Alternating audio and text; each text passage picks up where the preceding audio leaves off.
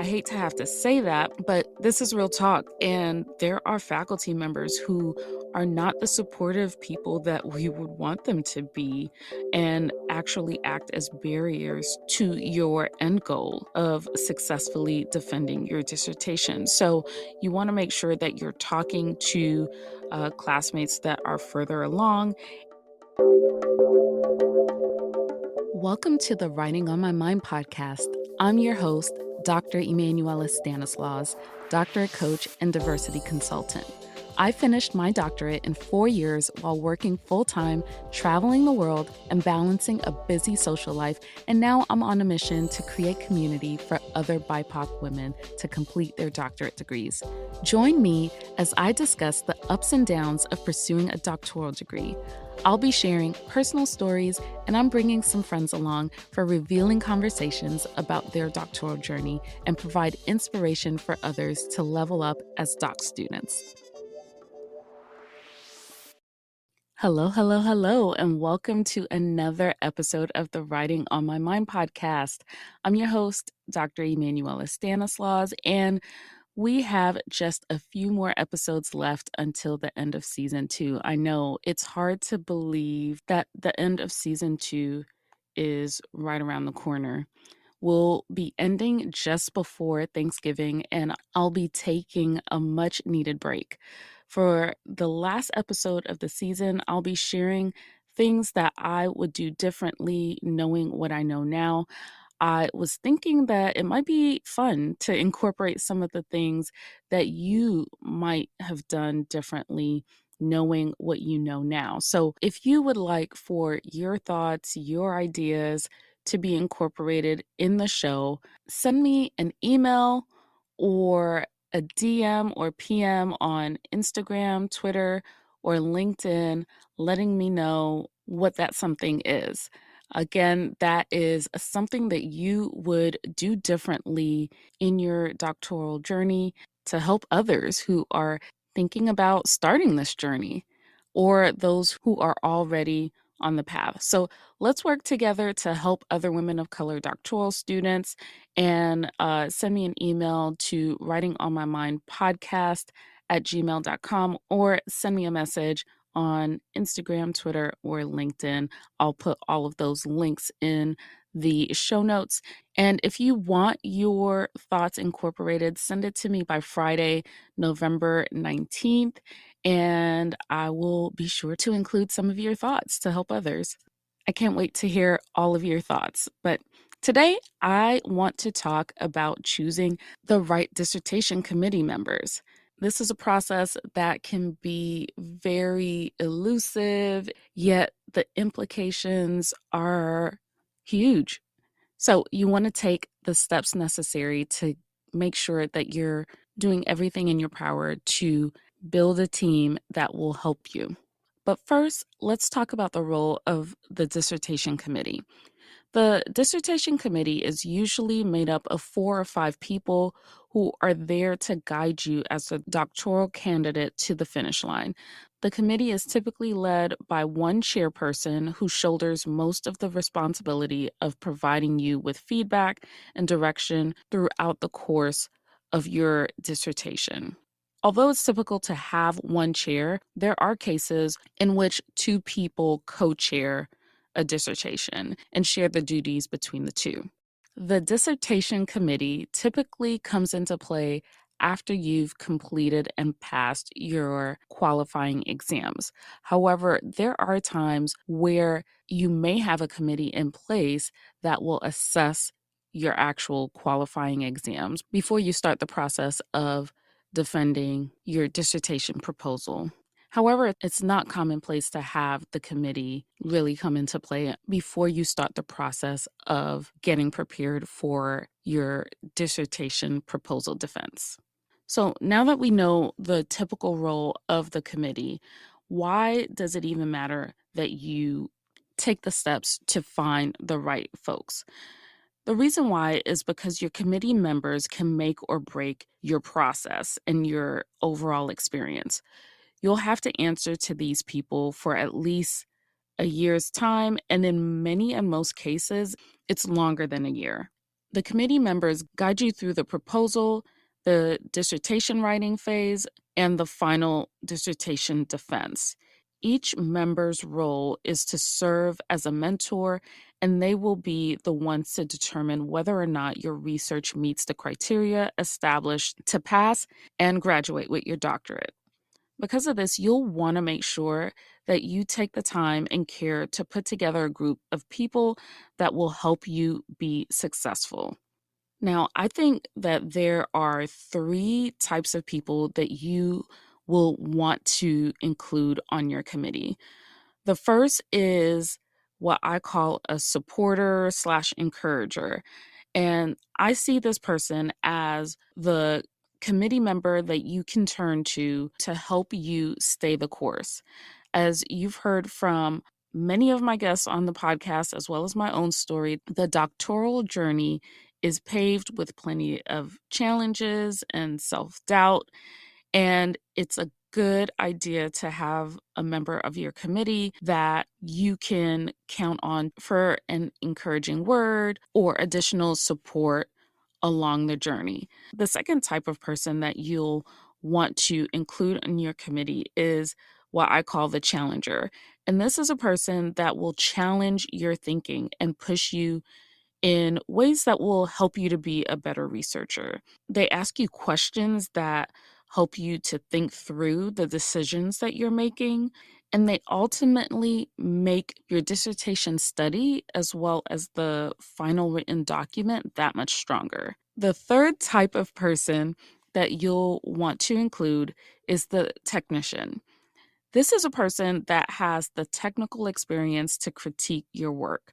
So, for example, it might be a qualitative researcher that helps you to think through the methodological choices that you're making with your research.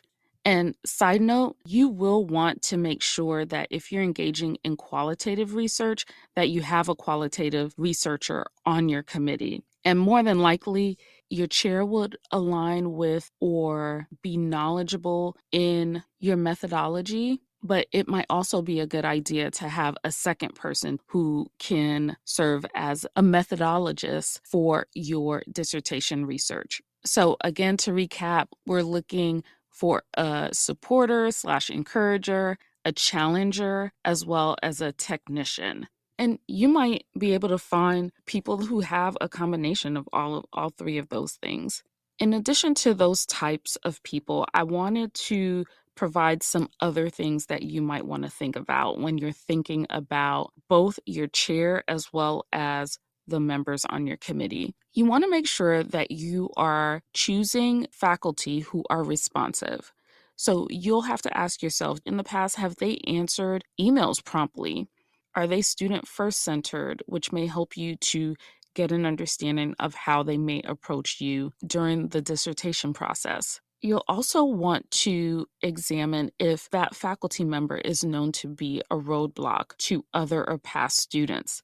That will be an indication of how you could be treated in your process if you were to put them on your committee. So make sure that you keep an eye out for that and are aware of any instances in which a faculty member has been a roadblock to other students. Another thing is to read the dissertations of past students that individuals have chaired. So this is particularly important just to get a sense of the type of work that the potential chair is drawn to, the type of caliber of work that gets published, so that you can see if your research would be in line with that particular chair.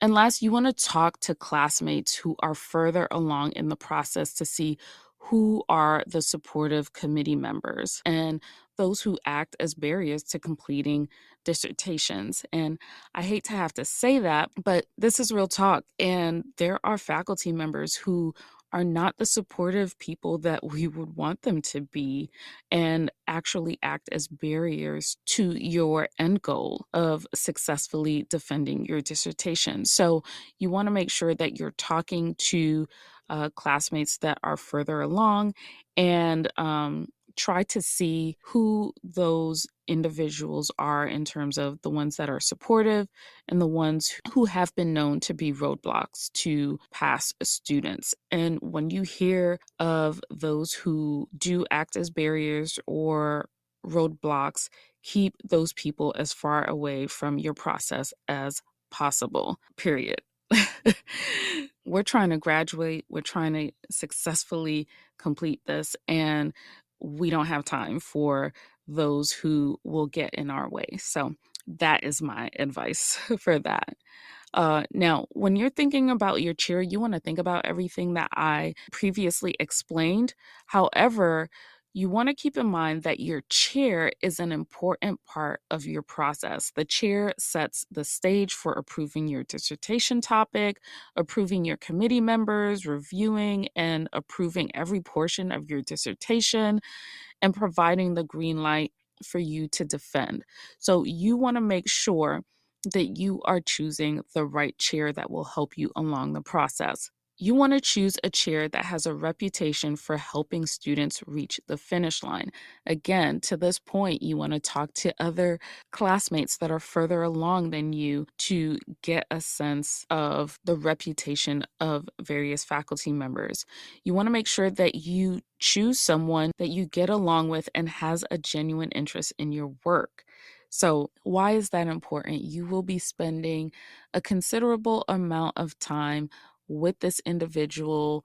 You will be getting feedback from your work, and you just want to make sure that, again, you are setting yourself up for success in terms of that. Another piece is to consider that dissertation chairs can stall people's dissertations. I know several people who have had that experience where they are not getting the feedback that they need from a professor in a timely manner. So you want to make sure that you are considering feedback.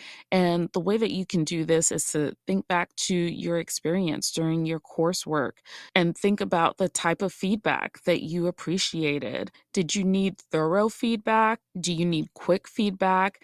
And then think about which of your professors has provided you with the detailed and timely feedback that you desire.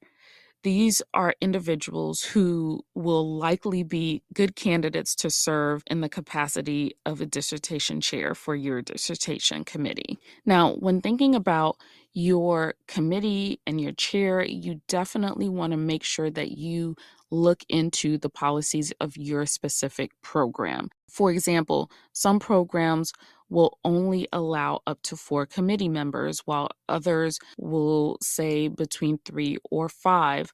Some programs will require you to have one member who is outside of your program at the same university, while others may require you to have a member that is entirely stationed at another institution. So it is crucial for you to know what those requirements are because every place is different. Another thing to think about is which faculty have available time for you. Think about your personal timeline. When do you want to graduate by? And by looking at that timeline, you will be able to use that information to communicate with potential committee members. So, some things you will want to think about is, will a potential committee member be retiring soon?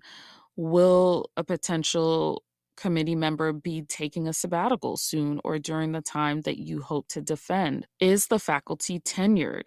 And if they're not, they may be pulled in a ton of different directions, which will limit the time that they have to serve in the supportive capacity that you would like. Also, with the whole piece about time is taking into account how many committees that particular faculty member is already a part of.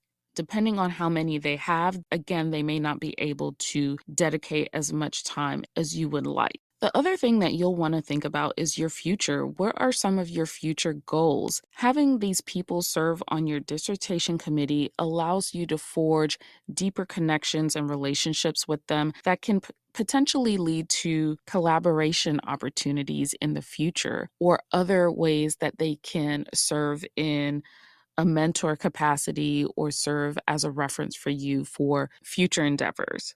So you want to make sure that you're choosing the right mix that will help you towards your future goals. So, as you're trying to determine which faculty you will want to consider for your dissertation committee, you'll want to make sure that you set meetings with these faculty members so that you can get to know them a little bit and for them to get to know you.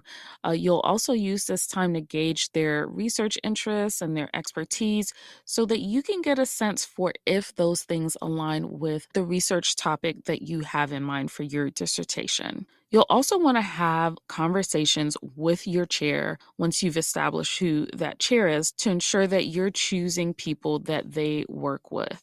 And that is super important. The chair is knowledgeable about conflicts and politics that you may not know about and that you will want to avoid as much as possible. So make sure that you are having those conversations with your chair and letting them know who you're thinking or what you're thinking and have them be a part of that process. Because again, they're all working as a team. So, those are all of my recommendations for choosing the right dissertation chair and committee members. Like I said, it is an important part of the process, and you want to make sure that you take some time and have a strategy behind who you choose to be a part of that committee. I think that this is one of the parts of the dissertation process where you can feel like you are very much in the driver's seat. You do not have to just accept anyone to be a part of your committee. You can create the process that can set the stage to get the right folks with the right expertise, with the right temperament to help you along your dissertation process. Again, I can't stress this enough to make sure that you get your hands on the policies around who can serve on your committee and get that as early as possible. Make sure you are fully aware of the timelines associated with that too, because that is another piece to the puzzle that can create some undue stress. So make sure you know how that goes within your institution and your program. I hope that was helpful to you all. I would love to hear if any of you have tips for choosing the right chair and committee members. We could take this conversation on social. I've been pretty quiet on Twitter and Instagram, but would love to hear your thoughts on the topic. Let me know what other tips you've heard from other people that have helped them to choose the right chair and committee members, or tips that you have for other people if you've already chosen your committee. I would love to hear it and would love to share it with others. So let's take this conversation to social media. So I think now is a great time to transition to the What's Up With Me segment. Let's jump right into it. What I'm reading. So currently, I am reading Passing by Nella Larson. And this is a book or novella, really, which was written in 1929. And I recently heard about it from my sister, and I think the same day that she told me about it, I saw that there is now a movie out on Netflix with the same name, Passing. I don't know if it's out yet or if it's coming, but it will be or is on Netflix. And I am reading it because I want to watch the movie as well. So I just started the book, and it's a quick read, but I don't really have much to say about it because I did just start the book. But online, they have the following to describe the movie. In 1920s New York City, a Black woman finds her world upended when her life becomes intertwined with a former childhood friend who's passing as white. And that's all it says. And it's super mysterious. And I'm excited to read it and learn about what happens. And so I can already tell that the book is a little different from the movie because the book is set in Chicago. That's where the two friends actually run into each other. whereas the movie is set in New York City. So that's a difference there. So we'll see how it goes. I'm hoping to finish the book, like I said, soon so that I can watch the movie and see what the similarities and differences are between the two. I just love doing that. I like to switch it up. Sometimes I'll watch a movie first before I read a book, and then vice versa. So, again, see what happens. Are any of you all reading Passing or are watching the movie Passing? I would love to know. All right, so next piece is what I'm telling myself, and I'm actually asking myself a question, and that question is, when is your next trip?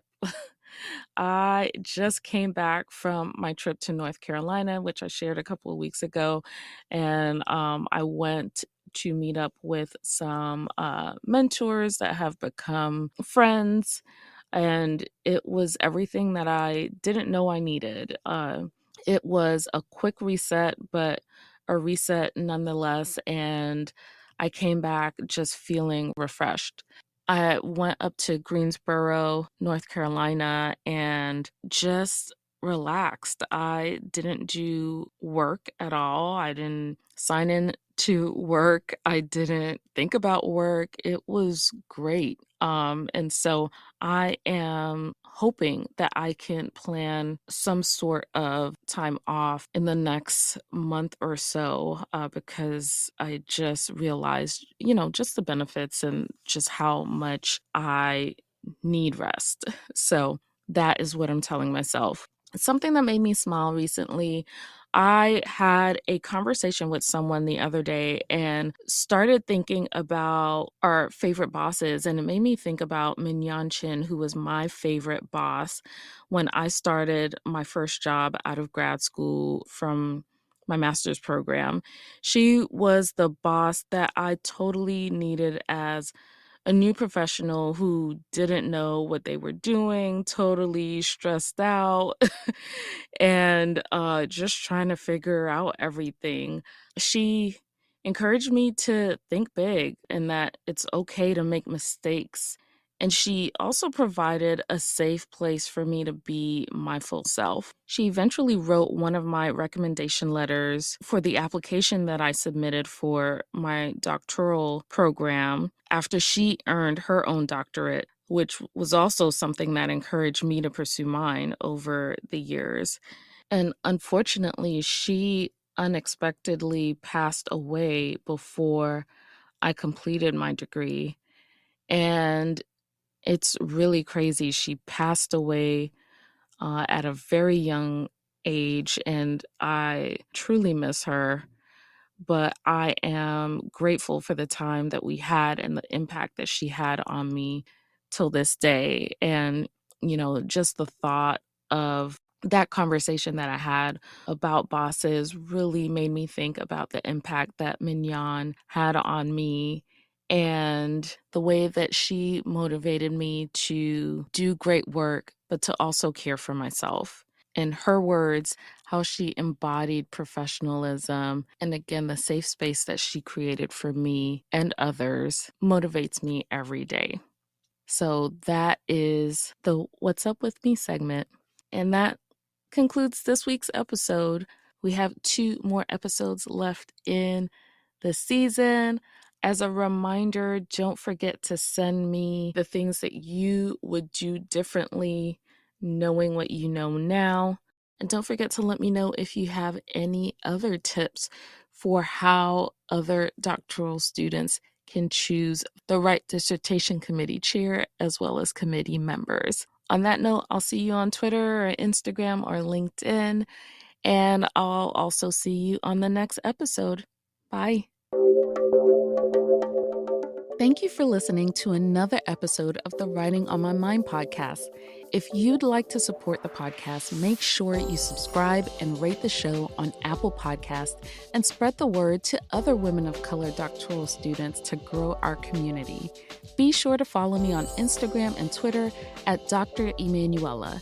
And if you're looking for a group of real women of color doctoral students to help you accomplish your goals, join the Writing on My Mind community by visiting writingonmymindpodcast.com. See you on the next episode.